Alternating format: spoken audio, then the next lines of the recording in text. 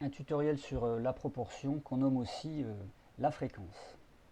Je commencerai par donner une définition de ce qu'est une proportion. Donc une proportion ou une fréquence, c'est le rapport entre l'effectif d'un sous-groupe et l'effectif d'un groupe référent. Donc quand on parle de rapport, on parle de division.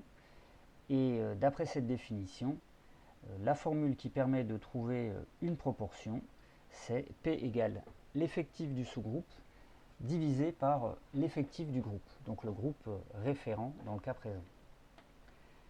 D'après cette définition, puisque l'effectif du sous-groupe est obligatoirement un nombre inférieur ou égal à l'effectif du groupe, une proportion ne peut être qu'un nombre compris entre 0 et 1. En règle générale, quand on vous demande une proportion dans un exercice, on vous demande de l'exprimer sous la forme d'un pourcentage. Donc c'est un nombre compris entre 0 et 1 qu'on exprime le plus souvent sous forme de pourcentage. On va traiter un exercice pour illustrer cette définition. Donc une classe de 35 élèves ne comporte que 7 filles. On vous demande la proportion des filles dans cette classe. Pour calculer la proportion, il faut identifier le groupe et le sous-groupe. Je vous conseille de commencer par identifier le groupe. Ici, le groupe référence, ce sont l'ensemble des élèves. Et le sous-groupe. Le sous-groupe doit être ponctionné parmi le groupe. Donc ici, le sous-groupe, évidemment, ce sont les filles parmi ces élèves. On applique la formule. Donc il y a 7 filles pour 35 élèves. Et en l'état, la réponse est acceptable, c'est-à-dire que P égale 7 sur 35.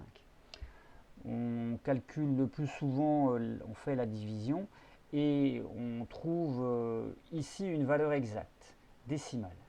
Donc P égale 0,2. Et souvent, on vous demandera d'exprimer une proportion sous forme de pourcentage. Donc ici, 0,2, c'est la même chose que 20%. Donc la réponse pour cet exercice, c'est P égale 20%. Il y a 20% de filles dans cette classe. Pour terminer cette vidéo, une petite remarque concernant une erreur de rédaction qu'on rencontre très souvent. Donc certains élèves sont surpris par cette notation, c'est-à-dire le fait d'écrire 0,2 égale 20%. Pourtant c'est la notation mathématiquement qui convient, et pour tenter de vous en persuader, je vais utiliser un tableur. Donc dans un tableur, si vous écrivez dans une cellule le nombre 0,2 et que vous demandez à ce tableur d'exprimer ce nombre sous forme de pourcentage, il vous mettra 20%. Et si vous ne voulez pas le mettre sous forme de pourcentage, il va mettre 0,2.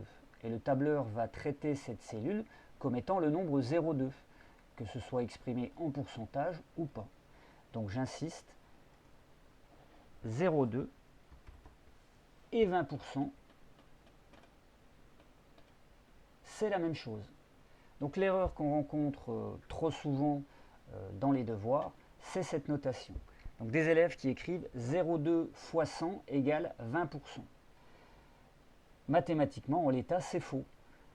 Donc on ne peut pas écrire ça. Pourquoi? Parce qu'en fait, 0,2 fois 100 n'est pas égal à 20%, mais c'est égal à 20, ce qui change totalement. Pourquoi? Parce que 20, c'est pas 20%, mais c'est 2000%.